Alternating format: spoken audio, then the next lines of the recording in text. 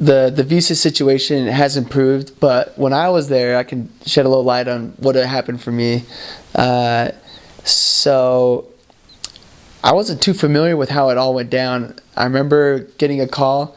I was in my second transfer, and it was like, "Oh, by the way, you'll be going into Vladivostok soon." At the time, I was serving in Sakhalin, the island. I was like, "Okay, for what?" They're like, "You're gonna go to Czech Republic." I'm like, "For what?" And they went on to explain that the visas are only good for X amount of days, somewhere between 90 days, I think it was for us. And so there we were after 2 transfers. My 5 comrades that I was in MTC with, we were reunited, and we're on a plane to Czech Republic.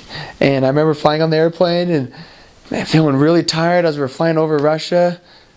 Really tired, and it was still sunny outside. I was like, "Oh my gosh, really tired." And I look at my clock, it was only 2 o'clock.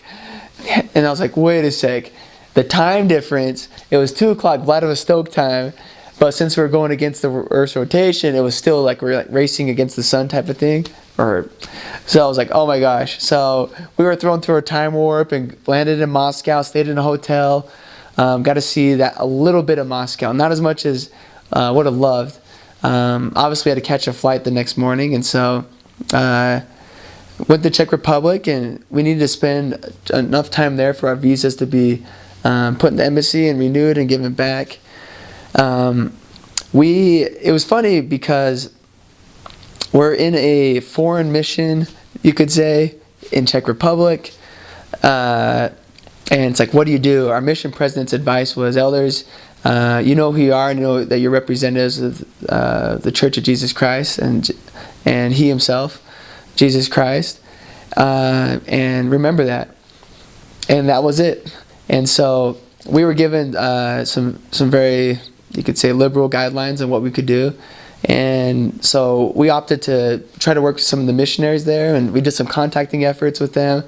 Other parts of it, though, we were allowed to explore the city, and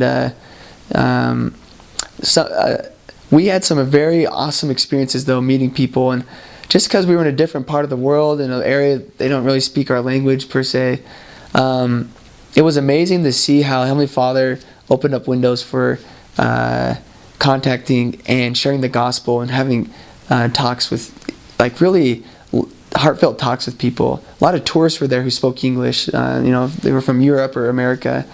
And one gentleman we met, we had an amazing talk with him. He was Irish, and we had a talk at a Subway, and it was amazing to share the gospel with him and run back and tell our stories to everyone at the hotel. And that was a really eye-opening experience. And, no matter where you are, you can always share the gospel. And 90 days later, after we came back from that trip, in 90 days we went back to Prague again. Similar experiences in contacting and meeting people, and that was really neat to still be a missionary, even though our circumstances had changed. After that, we had a new system developed where we were able to go to Seoul, Korea, which was eye-opening because I've never been to Asia.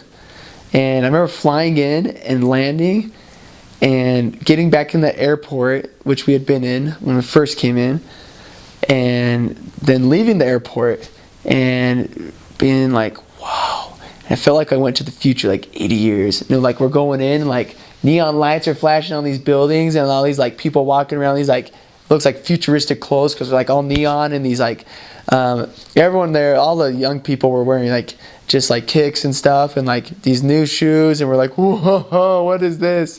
And lots of lights and music going on everywhere. And we're like, we're not used to this. We're used to just like our Russian cities, So Seoul is a huge metropolitan city, mega city, and we stayed in the temple. We lived there, and we did lots and lots of ordinances there.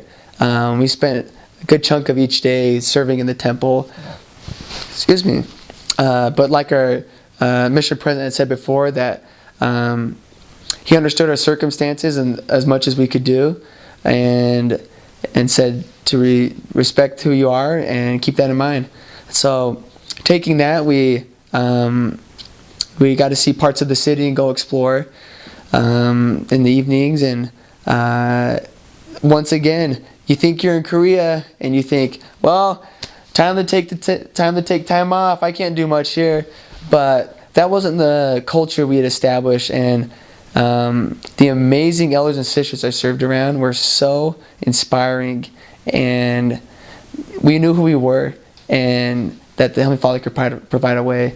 And even using Korean pamphlets and pass along cards to English clubs and stuff, we were able to help lots of people come and check it out. And we had some amazing, actually some gospel experiences with them, and I can share a bit more about that later. But it was amazing again to see just the Lord's hand working with us, and to have that much time in the temple. And we don't have any in Russia, so it was really a neat experience. To backtrack to our second trip to Prague, actually, I want to make a note. President Everett had arranged for us to take a train to Freiburg, Germany, from Prague, to go to the Freiburg Temple. And that was very generous of him to arrange that, knowing that we hadn't been in the temple in some time, and that was so refreshing to go back. And each time to go to the temple, whether in Freiburg or Seoul, Korea, when we went there multiple times, was so empowering to remember the promises and blessings that are in there. And yeah, it was really neat to meet missionaries in each of those missions and get a feel for how they did the work, and maybe some new insights. And especially the senior couples that serve in the temple, they always have lots of great things to say. And those were our visa trips.